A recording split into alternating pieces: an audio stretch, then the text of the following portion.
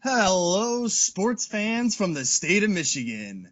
I'm Chicago Joe, and I'm with my cousin Big Rick. This is the Union of the State podcast. You're now tuned in to hearing about the Michigan versus Michigan State rivalry from a fan's perspective, the only podcast with on-the-ground level insights. Big Rick, this is the third episode, and this episode is making history because for the first time ever on this podcast, one of our teams is officially ranked. Let's go. I'll take number 25. We just barely cracked in last week after our primetime victory, but both of our teams are still sitting at 2-0, so still nobody suffered a loss yet. So that's great as well. How you feeling going into week 3? I'm feeling pretty good. And in your case, I'd hate to have to take that number 25 ranking from you after a little Ooh. victory down in Miami, Ooh. the little town they call Miami. But no, I'm just kidding. That is I actually didn't know that, so good statistic there. Where as soon as the podcast start, the teams start turning up. Of course, good things happen. Hey, I'm happy to take all the credit for our recent successes. But as we'll get into it here, I'm going to knock myself down a peg just a little bit. So why don't we get right into it then? I think we're both excited here. There's still lots to look forward to. The season is still young. And obviously the first and biggest game being Michigan versus Washington. And I know we talked about it a little bit last week. This game was supposed to be bigger last year before COVID canceled it when both teams were ranked. This time, both teams came in unranked. And even less dramatic and less exciting was Michigan's play calling. And I know everybody's talking about it as well. Both of our running backs, Corum and Haskins, ended up rushing for over 150 yards. Michigan's running attack was once again just unbelievable. But it was the passing that everybody's talking about, and it's something I'm going to continue to harp on as well. They only passed the ball 15 times, Eric. 15 times, 7 of them completions, only 44 yards. And might I also add that one of those catches was to Cornelius Johnson for 33 yards. So that means for the other 6 passing completions, only 11 yards were gained in the air. So Michigan's sticking to the formula.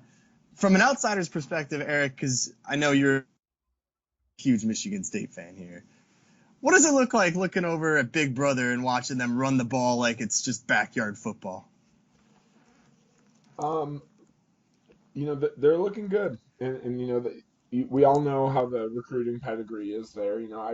I don't think if you go back through Harbaugh's tenure, he's probably had a class that's outside of the top 20 or maybe 25. But there's a certain level that he's not. There hasn't been a drop off in since he's taken over from the other coaches. They came in and always recruited and are bringing in elite talent, specifically in the run game. So you're really seeing, a couple speed demons in the back right now, which is, takes a lot of pressure off the quarterback there.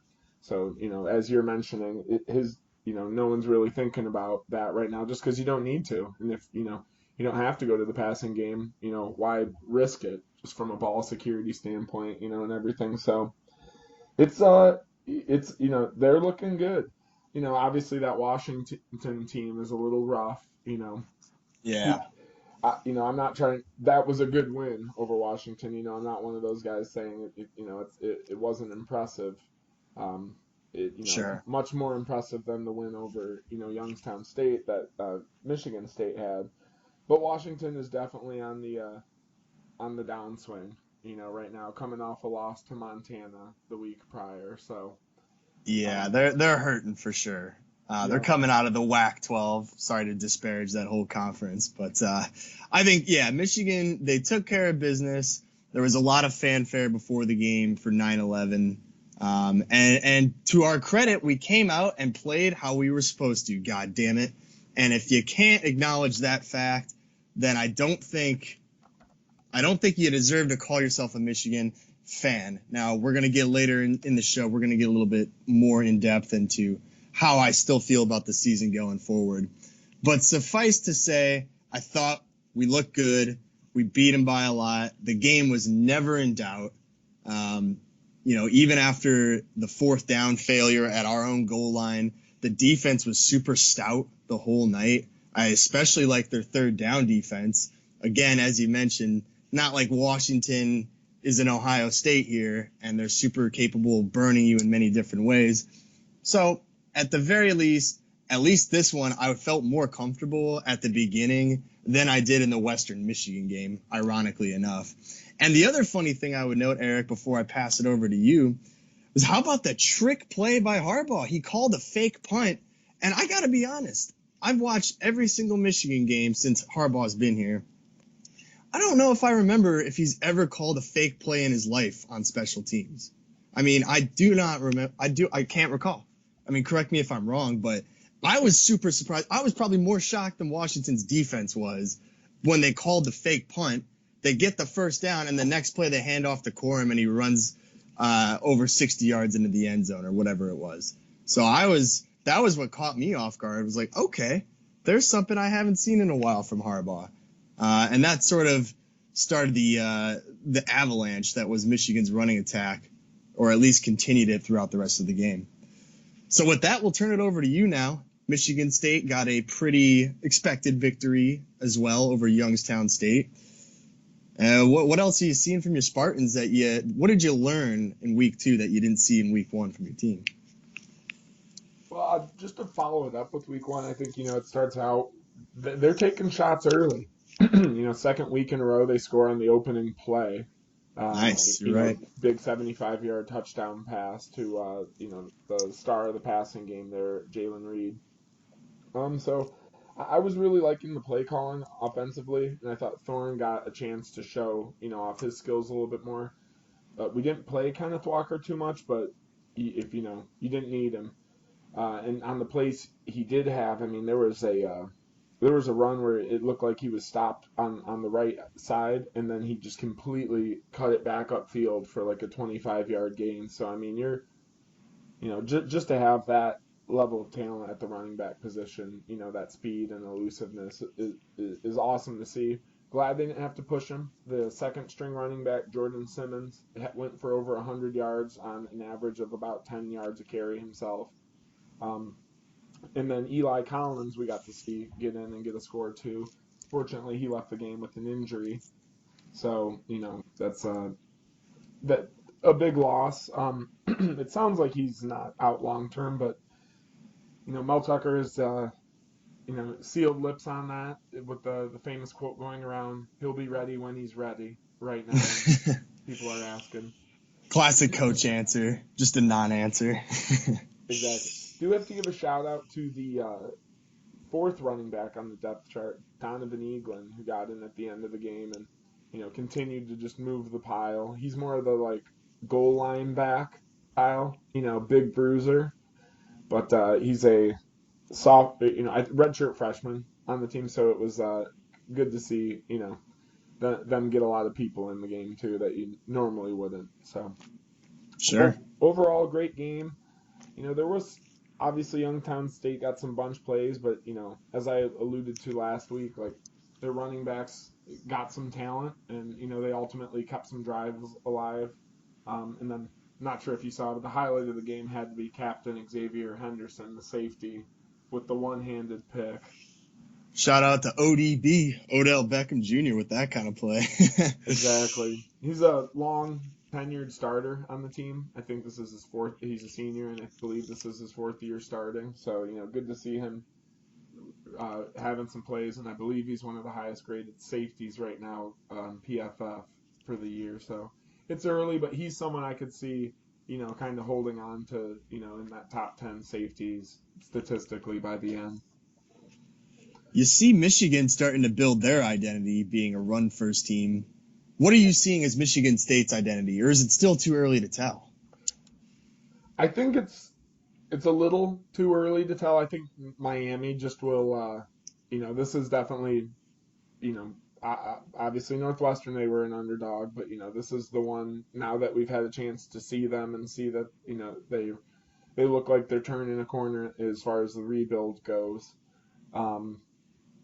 I think we're going to see it this week, how balanced they are, or if they will, lean on Kenneth Walker here in what could be a tighter game than they've played so far this season. But the big plays will always be a threat. But I think, maybe we'll start with Peyton Thorne being that coach's son element. I think it's going to be, you know, um, smart plays by the quarterback is ultimately going to be, even if this passing offense does get going, he hasn't had a turnover yet, knock on wood. He's bound to have some, but Sure. just smart plays, not to go total game manager because he does have some ability with the arm, but I think it'll be, smart quarterback play, putting together, good chunk drives. But yeah, if you have Kenneth Walker and Jalen Reed, you're going to have some big plays this season. Yeah, no turnovers yet, and I love the turnover chain at Miami, but certainly as a State fan, you don't want to see it make an appearance this weekend. And I'll just say, too, I think nobody's talking about this game. Michigan State, Miami, this is going to be a good game. I mean, I fully believe that, saying that as a Michigan fan, because the Spartans are still under the radar enough that nobody's talking about them. And Miami, obviously, they got beat pretty badly by Alabama, just like every team in the country would right about now. But I think that game, it's kind of a sleeper game, in my opinion. I'd look for somebody on the College Game Day set to pick an upset on this one. I'm just throwing that out there. I don't wanna get your hopes up, Eric, but I don't think anybody's talking about it. It's on ABC. It's in the noon time slot, and I think people are overlooking it for some other juicier games in the schedule. But just because Michigan State's not ranked on this one, I mean, Miami's at 24, so they're barely in there, just like Michigan is as well. So I'd keep your eyes on that one. Here in Michigan, it's buzzing pretty hard. There's a lot of talks of people, at least in my circles. I'm not, but going down to Miami, I keep hearing about more and more like people one shade removed or a couple, removed friend of a friend who's going down there. So they're expecting kind of a big away contingent down there in Miami. We'll see how that ultimately comes to fruition down there, but. Yeah, other than it getting promoted to ABC, it's pretty quiet. I do think you're right. I think you'll see one or two people picking the Spartans on this, on the game day setting. But yeah, Miami's still holding on to 24. I like that. Let's Yeah. go. But and the line started at -7, -7.5, I think some places, and it's last I saw it only had dropped down to -6.5. Or I'm sorry, but Miami -7, -6.5. Yeah. Yeah. So it's moving in that direction. We'll see if it fades towards the end there, but I think it's going to be a close one ultimately, I think. But it's anyone's game. It's probably like as close to a coin toss as you're getting this early in the season. What are you going to be looking for the most, besides obviously minimizing turnovers? What do you expect to come out of this game if I had to get a prediction out of you? What are you going to see from both sides of the ball if you're a Spartan fan? Offensively, I think you're going to want to see the line getting the same push they've been getting all season against a higher talent of recruited players, excuse me there. So they don't, Miami doesn't have the first round talent they had on the line last year in one of their DNs. But the recruiting pedigree there again, as we were talking about earlier, it's fairly high. So I mean, you're playing against, some studs down there. But I think that you want to see the offensive line moving people in the run game and giving the quarterback time to make big plays. And then defensively, I think it's going to come down to the pass rush because they have, I think, 24-year-old starter in King for Miami still, and you're going to want to have pressure on him so he can't light it up. So I'm looking for offensive line pancaking people and defensive ends hitting the quarterback. I'd love to see those running backs really feast down there in Miami. That'd be a good sign. Good sign for sure. Oh yeah, I mean it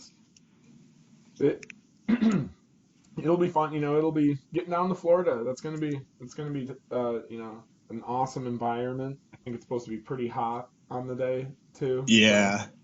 you might be seeing a little bit more running just as people are getting a little tired towards the end of the game. But Yeah, I bet the Spartans wish they probably could have had a trip down there, maybe more around November, towards the back end of the Big Ten schedule, rather than now. But hey, if you ever get a chance to go to Miami, you're gonna take it. So hopefully they don't get a little tired from partying the nights before, and they stay focused on the mission. it's not going to be like that Arizona State game a couple of years ago when Oh man. they were reading 113 on the field, like with the thermostat. Unbelievable. So And that game was on super late too. I remember coming back home from a night out. It was like 2. No, it couldn't have been that. Yeah, I think it was like 2 a.m. Central Time. uh, The game was still on. I was like, what is going on here? I'm thankful That's for the noon start time on this one. yeah. I'll be up north watching it at the town pub up there. So we'll start the day with the fun little tailgate Nice. up north. Yeah. So obviously, what that leads us into Michigan's game here, where the Michigan Slayer Rocky Lombardi returns to the big house. How are you? Oh man. Obviously, you're ranked as we mentioned. Michigan's in at number 25. You know, other than lose, there's not a lot you can really gain with a Northern Illinois thumping, unless a lot of teams ahead of them start dropping as well. But you looking for maybe that passing game to open up a little bit here, or do you think he'll just keep flexing with the running backs? Yeah, it's definitely going to continue with the running attack. After the end of the game, Harbaugh said this when he was asked about how much Michigan was running. He said, quote, "All those things are at our disposal. Heard a little bit of noise about why you running so much. Are you going to throw more? That kind of thing. We all know there are a lot of ways to travel. Some people chose to travel on the ground, some people by air. George Patton was able to get his job on the ground, get his job done on the ground. Neil Armstrong through the air. Last Saturday night, we chose to grind it out on the ground, and we were able to get our mission accomplished." And I love this quote for a couple different reasons. But the main reason I like it is because it confirms everything I've been saying. They don't want to throw the ball. They got their mission accomplished doing what they wanted to do. There was never a gun put to their head to throw the ball, and so they didn't. They only threw it for 44 yards. And this is kind of the thing that I keep saying about Harbaugh, is that I just wish that he would use some of these earlier games as an opportunity to practice for the bigger games to come. I mean, for example, let's say there's this guy. His name is Jimmy, and he's going to race in the Tour de France.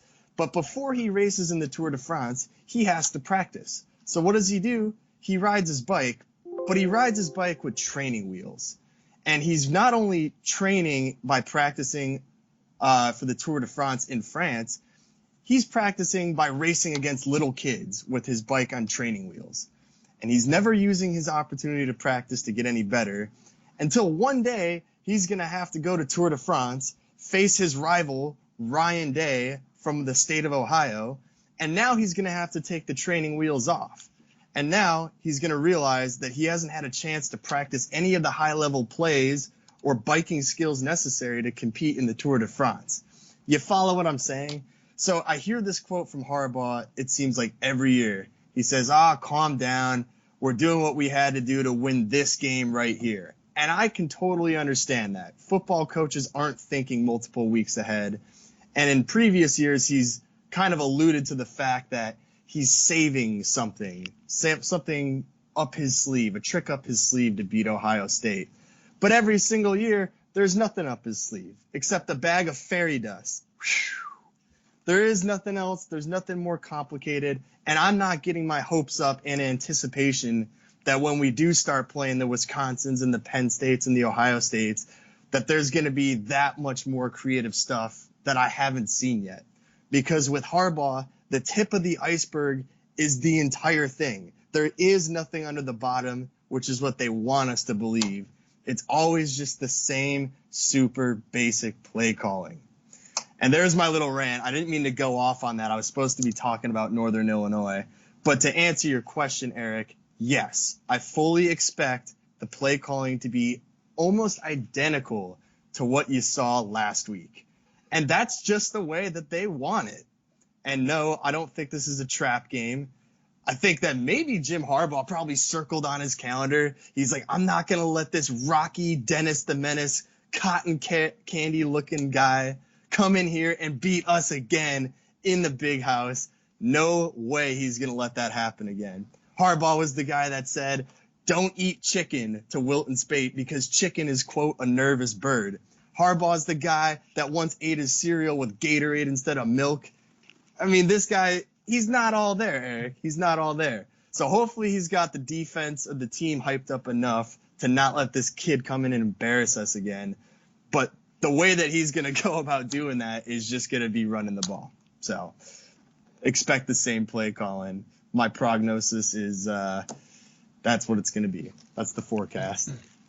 Well, if J.J. McCarthy gets in, that means the game's obviously in good hands then.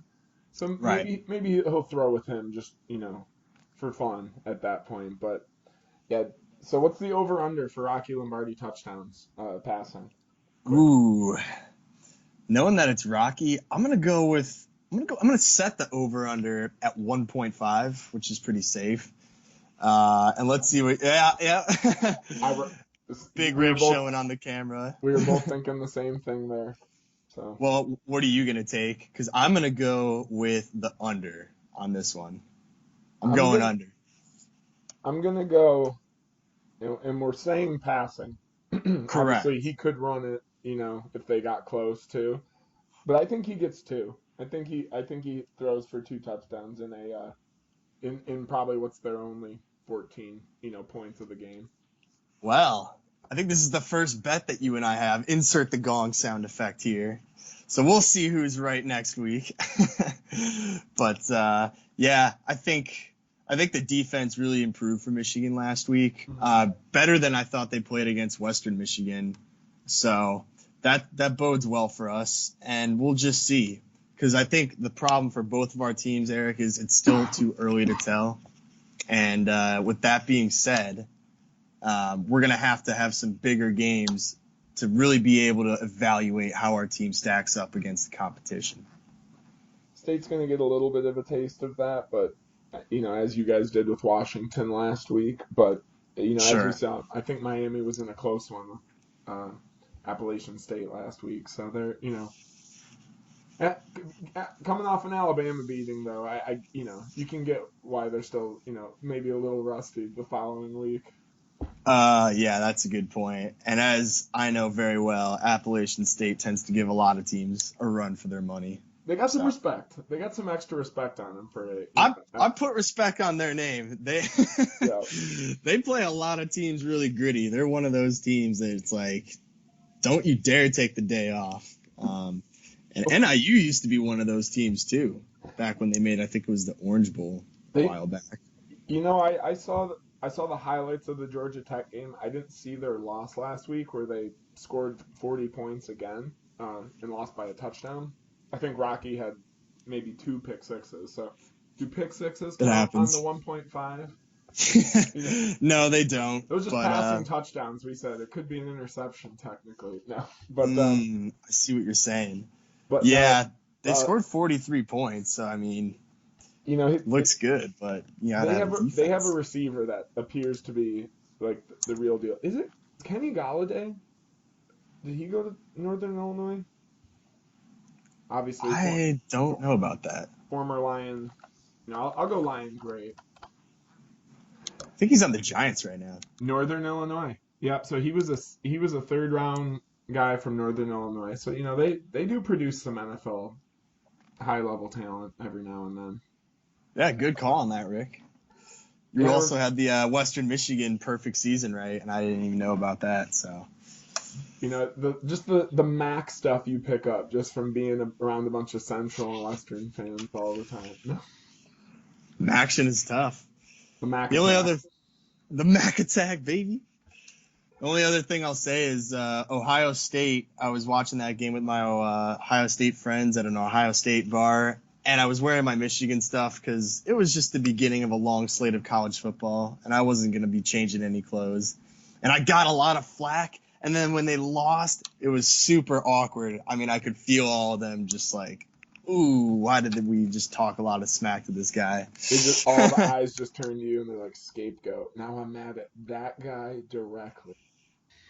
And one of them was like, well, you're still going to get owned by Washington tonight. And I was like, well, be sure to turn that game on if you wake up after your nap where you cried yourself to sleep in the midday session. But the one thing I will say to Ohio State is I don't think that's that bad of a loss. I think Oregon looked really good. If I'm Ohio State, I'm mostly concerned about that defense. They're throwing out a lot of underclassmen. And I saw the game against Minnesota. And the defense just isn't it, Eric. They don't have it like they usually do. They're going to have to figure that out. Not saying that Michigan's going to give them a run for their money yet, especially if we're just running the ball every time. But you never know. You never know how the season's going to develop. I mean, I don't know anyone who thought, personally, I don't know anyone who thought Washington was going to win that game. Um, Yeah. so that's wild to me. That someone, that's how deranged that guy was after that loss. Just grasping for anything. But I've been in that state too, man. It sucks. You're just like, I got to bring you down. I wonder if he just turned and he was like, "Why did I say that?"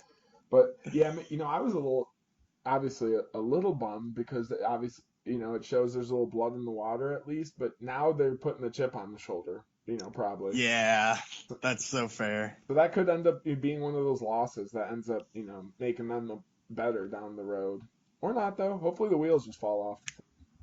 That would be interesting. I I mean, don't. they're due for a bad year eventually, right? I mean, why are we always due for a bad year and never a good year, and then they're the opposite? Doesn't Yeah, make sense. I know. And I'm double down on Ohio State right now just because Jeff Okuda isn't panning out, the cornerback. I'm just like, of course we draft the one Ohio State player in the first round that isn't that great. But Well, we got hopefully Fields in he's the okay. first round, so hopefully he'll pan out for the Bears. But I guess we'll see. Yeah, Deshaun or no, Dwayne Haskins on my I drafted him on the dynasty league, so it's Ohio State. Oh, Ohio State's been hurting me for a couple years now, NFL wise. So I'm no no fan of theirs, that's for sure. So I was ultimately it's a net positive watching Oregon get that W. definitely. Well, we can agree on that at least. So let's round off into the last segment here. What how's your season outlook changed? Or has it? Or you kind of alluded to it. Maybe we haven't just quite seen enough yet, but so far so good.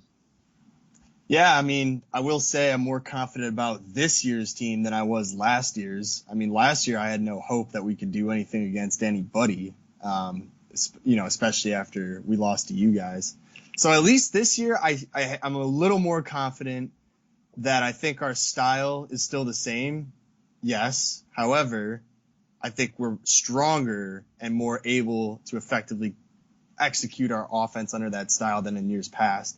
So yeah, I don't think my forecast on the season has changed at all. We're just gonna have to see when we get into the Big Ten slate. How about yourself, though? Can't really judge much after Youngstown State. We're gonna see after Miami, though. No, but that is the type of game that throughout the last 3 years, excluding 2020, um, since that, like, I don't know, we can't remember, was it maybe 2017 season?